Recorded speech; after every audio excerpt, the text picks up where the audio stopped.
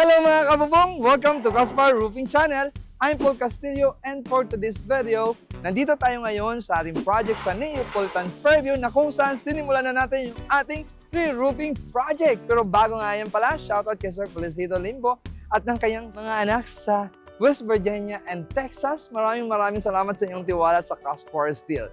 Pero bago yan, please don't forget to like and subscribe because it's time to roof.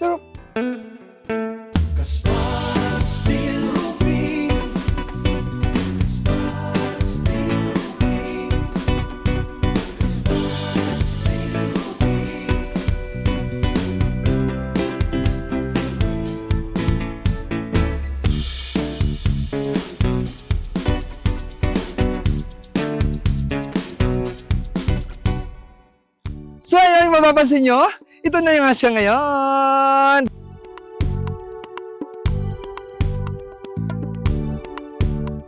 So ayun, nag-start na kami magpalit ng bubong. At syempre, una natin gagawin ay papalitan na natin yung ating mga corrugated na bulok na, di ba? So ayun, and then, pagkapalit ng ating corrugated, nakyat na natin yung mga roofing. Not sure kung nakyat na nila lahat ng mga roofing, pero yun ang proper po talaga. Pag kinalas yung gutter na bulok, papalitan natin ng bago. Parang medyo maganda panahon, no? Parang uulan. Pero at least, kung dumating man yung ulan, naka-covered na yung ating bubong. At yung mapapansin nyo, portion by portion po yan na kinakalas and then pinapalitan ng bagong roof. Di ba? Tawagin natin yung aming project in charge dito. Come, Clarence. So yun, nakapagpalit na kami ng gutter, hindi nag-start na yung installation ng aming roofing. Pero as of now, nasa 80% na yung installation ng ating roof. Mga canopy na lang at saka kabuuan and then finishing and then touch-up paint. So, the reason bakit ito ginawa natin video, para makita ng mga anak ni Sir sa ibang bansa, sa West Virginia at saka sa Texas, yung kanilang bubong. So, ayan. Clarence, ano yung status ng bubong ni Sir nung una? Yun, no? Di ba? Parang regalo ko pa ito nung Christmas, ah. Di ba? Outstanding OJ dito ng Caspar. Alam niyo ba? Okay, ano yung status ng roof ni Sir nung bago niyang pinalitan? May bulok-bulok na po sir, butas-butas na po yung dulot. Ang lelayan dyan sa taas, tapos yung sa baba, butas-butas na po. Tapos may mga ano na po, marami na pong kalawang. Kalawang. So, Opo. tingin mo, kailan na ba palitan? Opo, kailangan na po. Bakit? Dahil butas-butas na. Opo. Kukulit mo! Ito talaga, director natin, cameraman, makulit na. Okay, so ano unang activity yung ginawa natin dito? Nagbaklas po. Nagbaklas ng lumang yero. Tapos gutter. Opo, gutter. Tapos una natin install. Yung ano, yung gutter muna, at saka bago yung panel natin. Oh. Di ba? Magaling. Oh, pasado ka na. OJT namin to ha, PIC OJT from the best. Shoutout mga classmate mo. Shout out mga classmates sa Division Scott. Family mo, mas bate. Family ko, mama, papa, hi sa inyo. Oh, di ba? So, ano masasabi mo? Wala sir. Bilang na yan. Ano natutunan mo sa roof? O baka may hindi ka pa alam na kaya namin i-discuss? So actually sir, may nalaman naman po ako sir sa ano, may sa pag-renovate ng bubong at saka pagpalit ng bubong talaga at saka gutter. So ano, meron ka bang gustong malaman about sa mga roofing, sa mga previous project natin? Di ba? Marami tayong project, iba-iba. So, meron ka pa bang gustong malaman? Baka sakaling magawa natin ng video sa susunod? Yung gusto pong malaman yung lagay na lang ng stone coated paglatag kasi hindi pa ako nakakita ng ganyan paglatag eh. Okay, yo. Sama mo yan sa ating video. Di ba? Para malaman mo kung paano ang tamang pag-install ng ating stone coated. Tama? Opo. Alright, sige. Thank you, Clarence. Back to work. Go! So, ayun, nakapag-install na kami ng gutter paikot. And then, yung roofing, almost nasa 80% na installation natin. At, good thing, di ba? So, ganda ng paka-install. At saka yung color, no? Ang ganda ng blue. Pinili talaga nila, ma'am, nila sir yung color blue. I think si ma'am yata ang pumili eh, yung may gusto ng color blue or yung anak niya. Not sure pero kasi nag-present kami ng mga swatches sa office. Color blue talaga yung ni-request nila. Kaya medyo natagalan dahil nagkaroon ng inventory. Actually, fresh yung materials na to from from abroad kasi ni-import natin yung ating materials sa China. Aminin natin, China tayo nag-import. Pero maganda naman quality ng China. Hindi naman not necessary lahat ng mga materials sa China ay hindi maganda. Maganda yung materials natin. And rest assured na yung warranty natin that will take siguro mga 25 years or 30 years. So, depende na lang po yan sa maintenance. So, panood nyo na aming previous video kung paano minimaintain yung ating roofing para umabot siya ng 30, 50, and 100 years na sa proper maintenance po. Yan, di ba? So, yun. Nagkakabit na lang kami ngayon ng ridge roll. So, parang medyo hindi magandang panahon. So, kailangan matakpan na natin to ng ridge roll. And then, part na to. Ito na lang portion na to. Pakita mo yung lalatagan natin just for today. Ngayong araw lang ito. So, imagine mo, di ba? Ganun lang kami kabilis magtrabaho. Basta, syempre, mas mabilis na mas okay yung quality. Di ba? Ito ang gusto-gusto ko sa pagte-text screw. Pakita mo to. Yan, ganyan tamang pagte-text screw. Hindi baon na baon. Ito. Yan. Ito yung gustong-gusto kong pagte-text screw. Yung hindi na-dent yung rib niya. Kasi yung iba, lalo na pag mga hindi talaga roof installer, yung pag i-install, yung rib niya yung text screw ay bumabaon sa rib. So, yan. Pinifix na natin yung mga laylayan. Mapapansin nyo, buong laylayan yan may text screw. Kasi yung pinaka-weak sa part ng roof talaga ay yung laylayan. Kasi dyan pumapasok yung hangin. So, pag hindi okay yung paka-fix dyan, maaaring lipayin yung ating roofing. Pag magkaroon tayo ng malakas na, bagyo. Diba? So, ayan, ito na nga yung sasabi ko. Na pag nagsisilan tayo, dapat hindi naka-expose sa ridge roll. To, pakita mo to. Direct. Yan. So, yan yung proper. Oh, di ba? So, yun ang proper na paglalagay ng sealant sa ating mga bandage para hindi siya madumitingnan. Diba? Pero minsan kasi may mga gusto na client na nilagyan ng sealant sa loob, lalagyan pa ng sealant sa labas.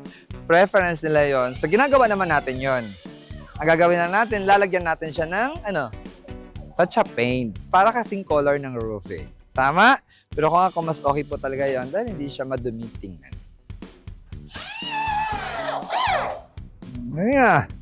Yan. Yung distance nun, kung mapapansin nyo, alam mo, marami namang hindi mga roofing installer.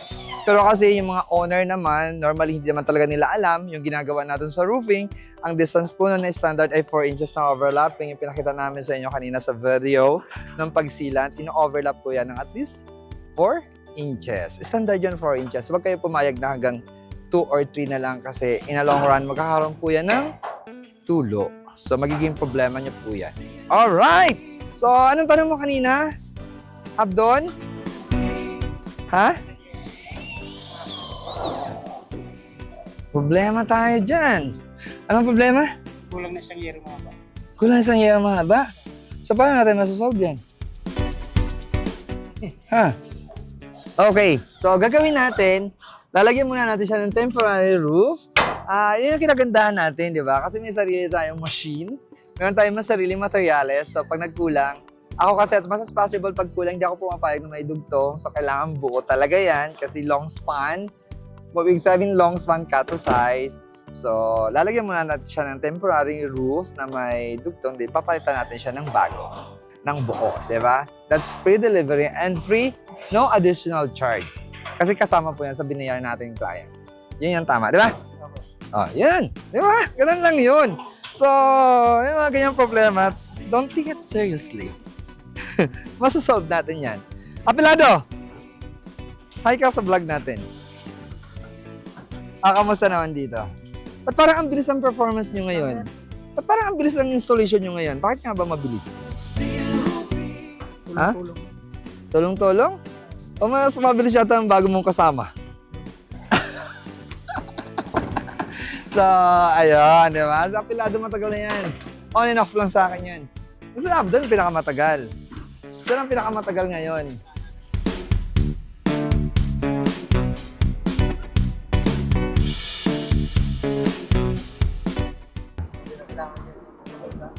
So yan, yung mga ridge roll, yung laylayan, kailangan gupitin natin yan. Gupitin natin yan na naka-design sa naka-design sa rib para hindi siya pangit tingnan. O, diba? Ang gamit natin dyan na cutter ay pang right hand na scissor. And then, syempre, i-rivets natin yan. Diba?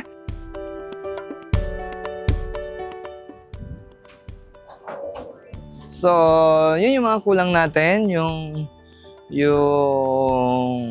isang yero na mahaba at saka yung end flashing. Although sa quotation kasi yung end flashing natin ay isa lang. So, since nakalamsam naman tayo, kung ano yung kulang, pupunuan natin yan without additional charge sa ating mga client kasi lump-sum contract to. So, ibig sabihin ng lump-sum contract ay babayaran kita ng ganitong worth basta kailangan makumpleto mo lahat, ma-serve mo sa akin yung aking roof na maganda materials, maganda paka-install, at no additional charge. Yun yung kinagandahan ng lump sum. Kasi kung hindi lump sum to, minsan kasi, syempre, natin may iwasan yung mga estimator nagkakaroon ng mistake or yung nagsusukat, minsan may nakakaligtaan.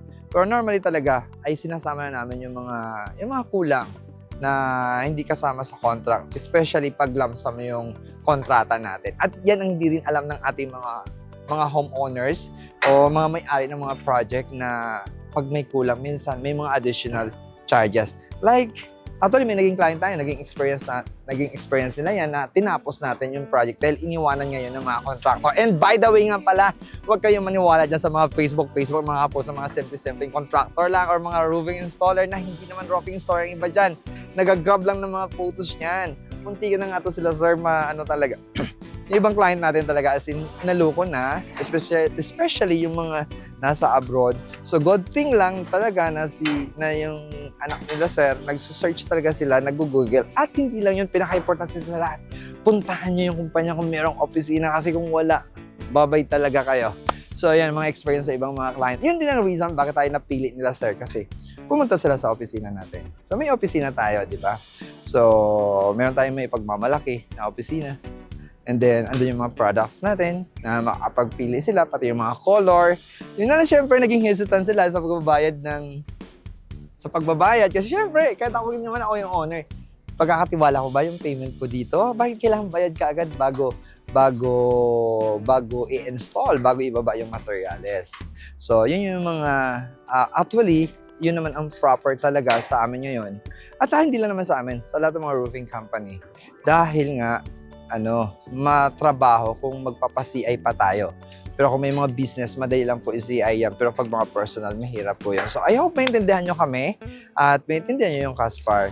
Basta rest assured, isa-serve namin yan yung roofing nyo na maganda ang materials at maganda yung pakaka-install. Dahil alam nyo po mismo, meron kaming opisina, so legit roofing contractor kami. Meron kaming business permit. Nagbabayad tayo ng BIR at marami tayong binabayaran. Business permit natin, ang mahal-mahal, di ba?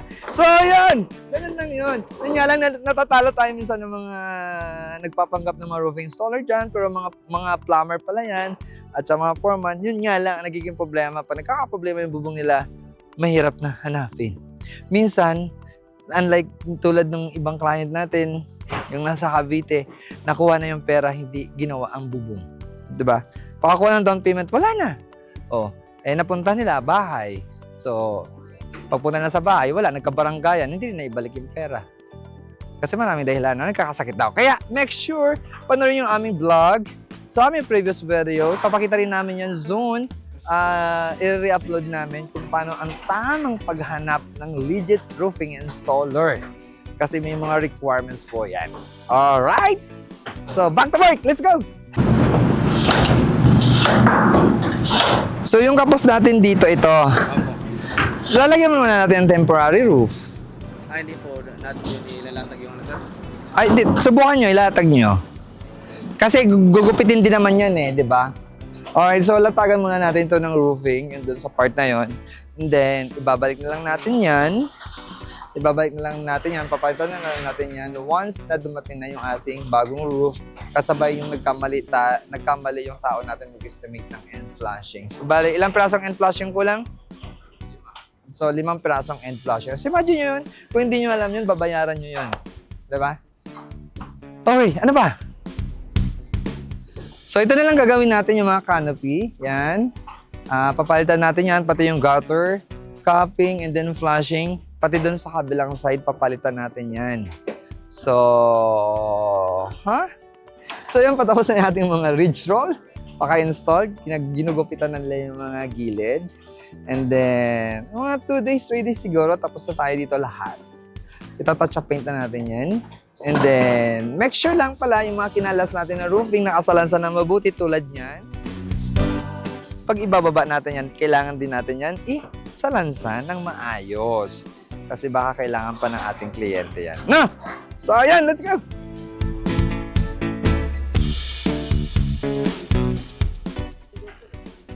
Wall flashing, pero kapingan na rin natin. Maganda rin nakakaping para susukatan yung mabuti ha. Para mapabend natin na maayos. Ayun, end flashing. Opo. Isang peraso end flashing. So, kulang pa. So, yun. Yun na lang mga kulang natin. Then, touch up paint. Paliwanag na natin yung kila sir. So, maintindihan din naman nila yan. At, yung mga capping. So, within this week, tapos na tayo. Finish na lahat yan. Abangan nyo na lang yung transformation ng ating bubong. Yung transformation ng kanyang bubong. So, I hope matutuwa yung ating kliyente. Di ba? So yan, dyan na nga natatapos yung video ito at maraming salamat sa inyong pagsama and I hope marami kayong natutunan. By the way, shoutout nga ulit kay Sir Felicito Limbo at sa kanyang mga anak sa West Virginia and Texas. Maraming salamat sa inyong tiwala. Rest assured po, mapapanatag kayo, magiging maganda ang inyong roofing, quality at workmanship. So all about roofing, please visit www.casparroofing.ph or Caspar Steel Roofing Incorporated in our Facebook page. And remember, if you want a strong, durable, and built to last, all you have to do is reserve.